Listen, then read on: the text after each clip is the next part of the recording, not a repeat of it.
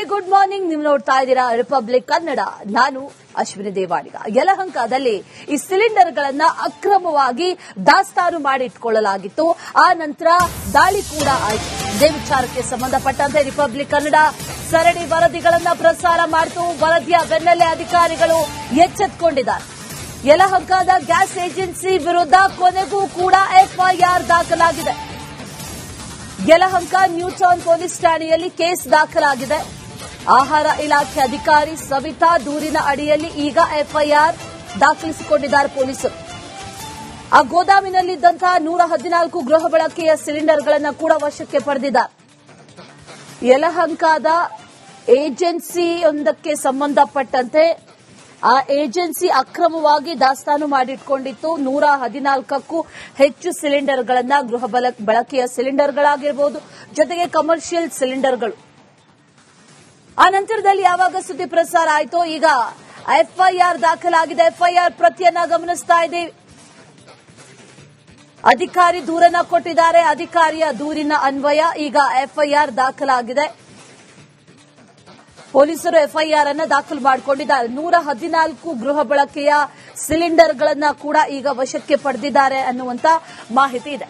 ಅನೇಕ ಕಡೆಗಳಲ್ಲಿ ಅಕ್ರಮವಾಗಿ ಈ ರೀತಿ ದಾಸ್ತಾನು ಮಾಡಲಾಗ್ತಾ ಇದ್ದಂತ ಗ್ಯಾಸ್ ಏಜೆನ್ಸಿಗಳ ಮೇಲೆ ದಾಳಿಯನ್ನ ನಡೆಸಲಾಗ್ತಾ ಇತ್ತು ನಿರಂತರವಾಗಿ. ಆದರೆ ಇಲ್ಲಿ ದಾಳಿ ಆದ್ರೂ ಕೂಡ ಹೆಸರಿಗಷ್ಟೇ ಅನ್ನುವಂತ ರೀತಿಯಲ್ಲಿ ದಾಳಿ ಆಯಿತು. ಆ ನಂತರದಲ್ಲಿ ಬರೀ ಚೆಕಿಂಗ್ ಅನ್ನುವಂತ ನೆಪವನ್ನ ಹೇಳಲಾಯಿತು. ಒಂದಷ್ಟು ಸಚಿವರುಗಳ ಹೆಸರುಗಳು ಕೇಳಿ ಬಂದವು. ಇದೆಲ್ಲವೂ ಕೂಡ ನಡೆದ ನಂತರದಲ್ಲಿ ಈಗ ಫೈನಲಿ ಎಫ್ಐಆರ್ ದಾಖಲಾಗಿದೆ. ಯಾರಿಗೆ ಸೇರಿದ್ದು, ಯಾಕಾಗ ಅಕ್ರಮ ದಾಸ್ತಾನು ಮಾಡಿಕೊಂಡಿದ್ರು, ಎಲ್ಲಿಗೆ ಸಾಗಾಟ ಮಾಡ್ತಾ ಇದ್ರು, ಅಥವಾ ಅಭಾವ ಸೃಷ್ಟಿ ಮಾಡೋದಕ್ಕೆ ಏನಾದ್ರೂ ಈ ರೀತಿಯ ಪ್ಲಾನಿಂಗ್ ಗಳನ್ನ ಮಾಡಿದ್ರ, ಇದೆಲ್ಲದರ ಬಗ್ಗೆ ತನಿಖೆ ಆಗಬೇಕಿದೆ.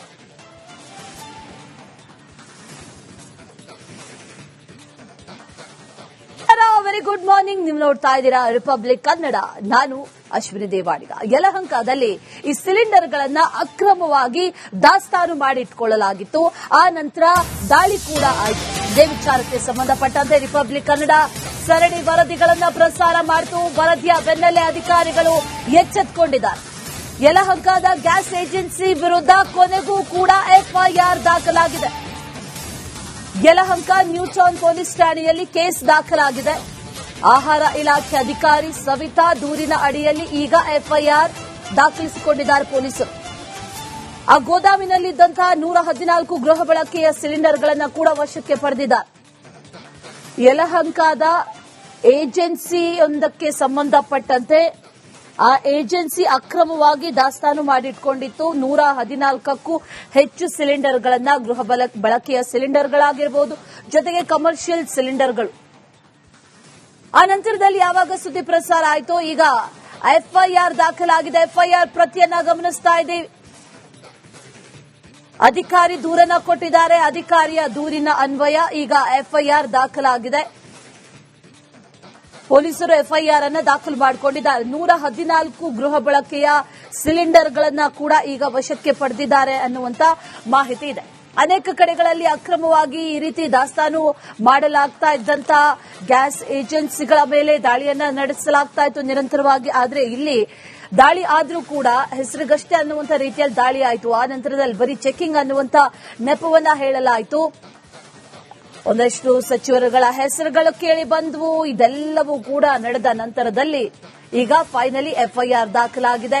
ಯಾರಿಗೆ ಸೇರಿದ್ದು, ಯಾಕಾಗ ಅಕ್ರಮ ದಾಸ್ತಾನು ಮಾಡಿಕೊಂಡಿದ್ರು, ಎಲ್ಲಿಗೆ ಸಾಗಾಟ ಮಾಡ್ತಾ ಇದ್ರು, ಅಥವಾ ಅಭಾವ ಸೃಷ್ಟಿ ಮಾಡೋದಕ್ಕೆ ಏನಾದ್ರೂ ಈ ರೀತಿಯ ಪ್ಲಾನಿಂಗ್ ಗಳನ್ನ ಮಾಡಿದ್ರ, ಇದೆಲ್ಲದರ ಬಗ್ಗೆ ತನಿಖೆ ಆಗಬೇಕಿದೆ.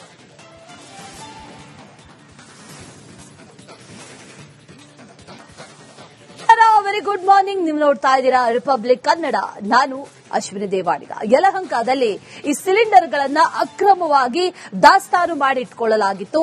ಆ ನಂತರ ದಾಳಿ ಕೂಡ ಆಯಿತು. ಇದೇ ವಿಚಾರಕ್ಕೆ ಸಂಬಂಧಪಟ್ಟಂತೆ ರಿಪಬ್ಲಿಕ್ ಕನ್ನಡ ಸರಣಿ ವರದಿಗಳನ್ನ ಪ್ರಸಾರ ಮಾಡಿತು. ವರದಿಯ ಬೆನ್ನಲ್ಲೇ ಅಧಿಕಾರಿಗಳು ಎಚ್ಚೆತ್ತುಕೊಂಡಿದ್ದಾರೆ. ಯಲಹಂಕದ ಗ್ಯಾಸ್ ಏಜೆನ್ಸಿ ವಿರುದ್ಧ ಕೊನೆಗೂ ಕೂಡ ಎಫ್ಐಆರ್ ದಾಖಲಾಗಿದೆ. ಯಲಹಂಕ ನ್ಯೂ ಟೌನ್ ಪೊಲೀಸ್ ಠಾಣೆಯಲ್ಲಿ ಕೇಸ್ ದಾಖಲಾಗಿದೆ. ಆಹಾರ ಇಲಾಖೆ ಅಧಿಕಾರಿ ಸವಿತಾ ದೂರಿನ ಅಡಿಯಲ್ಲಿ ಈಗ ಎಫ್ಐಆರ್ ದಾಖಲಿಸಿಕೊಂಡಿದ್ದಾರೆ ಪೊಲೀಸರು. ಆ ಗೋದಾಮಿನಲ್ಲಿದ್ದಂತಹ 114 ಗೃಹ ಬಳಕೆಯ ಸಿಲಿಂಡರ್ಗಳನ್ನು ಕೂಡ ವಶಕ್ಕೆ ಪಡೆದಿದ್ದಾರೆ. ಯಲಹಂಕದ ಏಜೆನ್ಸಿಯೊಂದಕ್ಕೆ ಸಂಬಂಧಪಟ್ಟಂತೆ ಆ ಏಜೆನ್ಸಿ ಅಕ್ರಮವಾಗಿ ದಾಸ್ತಾನು ಮಾಡಿಟ್ಕೊಂಡಿತ್ತು 114ಕ್ಕೂ ಹೆಚ್ಚು ಸಿಲಿಂಡರ್ಗಳನ್ನ ಗೃಹ ಬಳಕೆಯ ಸಿಲಿಂಡರ್ಗಳಾಗಿರಬಹುದು, ಜೊತೆಗೆ ಕಮರ್ಷಿಯಲ್ ಸಿಲಿಂಡರ್ಗಳು.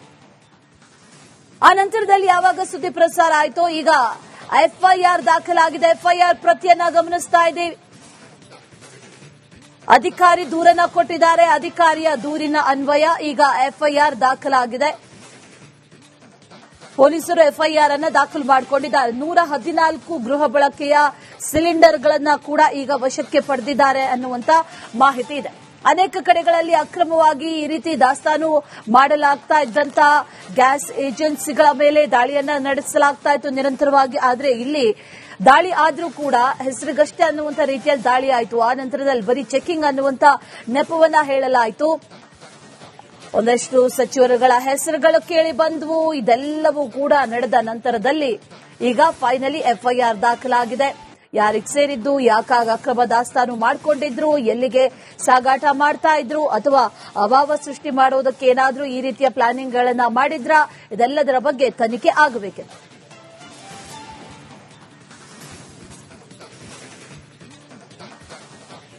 Very good morning. ನೀವು ನೋಡ್ತಾ ಇದ್ದೀರಾ ರಿಪಬ್ಲಿಕ್ ಕನ್ನಡ. ನಾನು ಅಶ್ವಿನಿ ದೇವಾಡಿಗ. ಯಲಹಂಕದಲ್ಲಿ ಈ ಸಿಲಿಂಡರ್ಗಳನ್ನ ಅಕ್ರಮವಾಗಿ ದಾಸ್ತಾನು ಮಾಡಿಟ್ಕೊಳ್ಳಲಾಗಿತ್ತು. ಆ ನಂತರ ದಾಳಿ ಕೂಡ ಆಯಿತು. ಇದೇ ವಿಚಾರಕ್ಕೆ ಸಂಬಂಧಪಟ್ಟಂತೆ ರಿಪಬ್ಲಿಕ್ ಕನ್ನಡ ಸರಣಿ ವರದಿಗಳನ್ನ ಪ್ರಸಾರ ಮಾಡಿತು. ವರದಿಯ ಬೆನ್ನಲ್ಲೇ ಅಧಿಕಾರಿಗಳು ಎಚ್ಚೆತ್ತುಕೊಂಡಿದ್ದಾರೆ. ಯಲಹಂಕದ ಗ್ಯಾಸ್ ಏಜೆನ್ಸಿ ವಿರುದ್ಧ ಕೊನೆಗೂ ಕೂಡ ಎಫ್ಐಆರ್ ದಾಖಲಾಗಿದೆ. ಯಲಹಂಕ ನ್ಯೂಟೌನ್ ಪೊಲೀಸ್ ಠಾಣೆಯಲ್ಲಿ ಕೇಸ್ ದಾಖಲಾಗಿದೆ. ಆಹಾರ ಇಲಾಖೆ ಅಧಿಕಾರಿ ಸವಿತಾ ದೂರಿನ ಅಡಿಯಲ್ಲಿ ಈಗ ಎಫ್ಐಆರ್ ದಾಖಲಿಸಿಕೊಂಡಿದ್ದಾರೆ ಪೊಲೀಸರು. ಆ ಗೋದಾಮಿನಲ್ಲಿದ್ದಂತಹ 114 ಗೃಹ ಬಳಕೆಯ ಸಿಲಿಂಡರ್ಗಳನ್ನು ಕೂಡ ವಶಕ್ಕೆ ಪಡೆದಿದ್ದಾರೆ. ಯಲಹಂಕದ ಏಜೆನ್ಸಿಯೊಂದಕ್ಕೆ ಸಂಬಂಧಪಟ್ಟಂತೆ ಆ ಏಜೆನ್ಸಿ ಅಕ್ರಮವಾಗಿ ದಾಸ್ತಾನು ಮಾಡಿಟ್ಕೊಂಡಿತ್ತು 114ಕ್ಕೂ ಹೆಚ್ಚು ಸಿಲಿಂಡರ್ಗಳನ್ನ ಗೃಹ ಬಳಕೆಯ ಸಿಲಿಂಡರ್ಗಳಾಗಿರಬಹುದು, ಜೊತೆಗೆ ಕಮರ್ಷಿಯಲ್ ಸಿಲಿಂಡರ್ಗಳು. ಆ ನಂತರದಲ್ಲಿ ಯಾವಾಗ ಸುದ್ದಿ ಪ್ರಸಾರ ಆಯಿತೋ ಈಗ ಎಫ್ಐಆರ್ ದಾಖಲಾಗಿದೆ. ಎಫ್ಐಆರ್ ಪ್ರತಿಯನ್ನ ಗಮನಿಸ್ತಾ ಇದ್ದೀವಿ. ಅಧಿಕಾರಿ ದೂರನ್ನ ಕೊಟ್ಟಿದ್ದಾರೆ. ಅಧಿಕಾರಿಯ ದೂರಿನ ಅನ್ವಯ ಈಗ ಎಫ್ಐಆರ್ ದಾಖಲಾಗಿದೆ. ಪೊಲೀಸರು ಎಫ್ಐಆರ್ ಅನ್ನು ದಾಖಲು ಮಾಡಿಕೊಂಡಿದ್ದಾರೆ. 114 ಗೃಹ ಬಳಕೆಯ ಸಿಲಿಂಡರ್ಗಳನ್ನ ಕೂಡ ಈಗ ವಶಕ್ಕೆ ಪಡೆದಿದ್ದಾರೆ ಅನ್ನುವಂತ ಮಾಹಿತಿ ಇದೆ.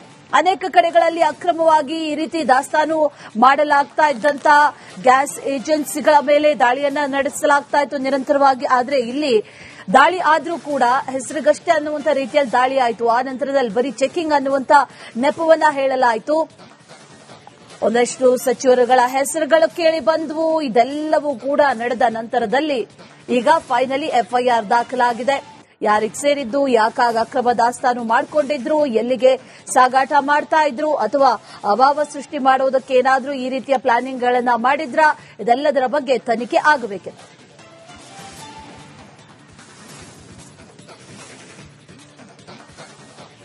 Very good morning. ನೀವು ನೋಡ್ತಾ ಇದ್ದೀರಾ ರಿಪಬ್ಲಿಕ್ ಕನ್ನಡ. ನಾನು ಅಶ್ವಿನಿ ದೇವಾಡಿಗ. ಯಲಹಂಕದಲ್ಲಿ ಈ ಸಿಲಿಂಡರ್ಗಳನ್ನ ಅಕ್ರಮವಾಗಿ ದಾಸ್ತಾನು ಮಾಡಿಟ್ಕೊಳ್ಳಲಾಗಿತ್ತು. ಆ ನಂತರ ದಾಳಿ ಕೂಡ ಆಯಿತು. ಇದೇ ವಿಚಾರಕ್ಕೆ ಸಂಬಂಧಪಟ್ಟಂತೆ ರಿಪಬ್ಲಿಕ್ ಕನ್ನಡ ಸರಣಿ ವರದಿಗಳನ್ನ ಪ್ರಸಾರ ಮಾಡಿತು. ವರದಿಯ ಬೆನ್ನಲ್ಲೇ ಅಧಿಕಾರಿಗಳು ಎಚ್ಚೆತ್ತುಕೊಂಡಿದ್ದಾರೆ. ಯಲಹಂಕದ ಗ್ಯಾಸ್ ಏಜೆನ್ಸಿ ವಿರುದ್ಧ ಕೊನೆಗೂ ಕೂಡ ಎಫ್ಐಆರ್ ದಾಖಲಾಗಿದೆ. ಯಲಹಂಕ ನ್ಯೂಟೌನ್ ಪೊಲೀಸ್ ಠಾಣೆಯಲ್ಲಿ ಕೇಸ್ ದಾಖಲಾಗಿದೆ. ಆಹಾರ ಇಲಾಖೆ ಅಧಿಕಾರಿ ಸವಿತಾ ದೂರಿನ ಅಡಿಯಲ್ಲಿ ಈಗ ಎಫ್ಐಆರ್ ದಾಖಲಿಸಿಕೊಂಡಿದ್ದಾರೆ ಪೊಲೀಸರು. ಆ ಗೋದಾಮಿನಲ್ಲಿದ್ದಂತಹ 114 ಗೃಹ ಬಳಕೆಯ ಸಿಲಿಂಡರ್ಗಳನ್ನು ಕೂಡ ವಶಕ್ಕೆ ಪಡೆದಿದ್ದಾರೆ. ಯಲಹಂಕದ ಏಜೆನ್ಸಿಯೊಂದಕ್ಕೆ ಸಂಬಂಧಪಟ್ಟಂತೆ ಆ ಏಜೆನ್ಸಿ ಅಕ್ರಮವಾಗಿ ದಾಸ್ತಾನು ಮಾಡಿಟ್ಕೊಂಡಿತ್ತು 114ಕ್ಕೂ ಹೆಚ್ಚು ಸಿಲಿಂಡರ್ಗಳನ್ನ ಗೃಹ ಬಳಕೆಯ ಸಿಲಿಂಡರ್ಗಳಾಗಿರಬಹುದು, ಜೊತೆಗೆ ಕಮರ್ಷಿಯಲ್ ಸಿಲಿಂಡರ್ಗಳು. ಆ ನಂತರದಲ್ಲಿ ಯಾವಾಗ ಸುದ್ದಿ ಪ್ರಸಾರ ಆಯಿತೋ ಈಗ ಎಫ್ಐಆರ್ ದಾಖಲಾಗಿದೆ. ಎಫ್ಐಆರ್ ಪ್ರತಿಯನ್ನ ಗಮನಿಸ್ತಾ ಇದ್ದೀವಿ. ಅಧಿಕಾರಿ ದೂರನ್ನ ಕೊಟ್ಟಿದ್ದಾರೆ. ಅಧಿಕಾರಿಯ ದೂರಿನ ಅನ್ವಯ ಈಗ ಎಫ್ಐಆರ್ ದಾಖಲಾಗಿದೆ. ಪೊಲೀಸರು ಎಫ್ಐಆರ್ ಅನ್ನು ದಾಖಲು ಮಾಡಿಕೊಂಡಿದ್ದಾರೆ. 114 ಗೃಹ ಬಳಕೆಯ ಸಿಲಿಂಡರ್ಗಳನ್ನ ಕೂಡ ಈಗ ವಶಕ್ಕೆ ಪಡೆದಿದ್ದಾರೆ ಅನ್ನುವಂತ ಮಾಹಿತಿ ಇದೆ. ಅನೇಕ ಕಡೆಗಳಲ್ಲಿ ಅಕ್ರಮವಾಗಿ ಈ ರೀತಿ ದಾಸ್ತಾನು ಮಾಡಲಾಗ್ತಾ ಇದ್ದಂತ ಗ್ಯಾಸ್ ಏಜೆನ್ಸಿಗಳ ಮೇಲೆ ದಾಳಿಯನ್ನ ನಡೆಸಲಾಗ್ತಾ ಇತ್ತು ನಿರಂತರವಾಗಿ. ಆದ್ರೆ ಇಲ್ಲಿ ದಾಳಿ ಆದ್ರೂ ಕೂಡ ಹೆಸರಿಗಷ್ಟೇ ಅನ್ನುವಂತ ರೀತಿಯಲ್ಲಿ ದಾಳಿ ಆಯಿತು. ಆ ನಂತರದಲ್ಲಿ ಬರೀ ಚೆಕಿಂಗ್ ಅನ್ನುವಂತ ನೆಪವನ್ನ ಹೇಳಲಾಯಿತು.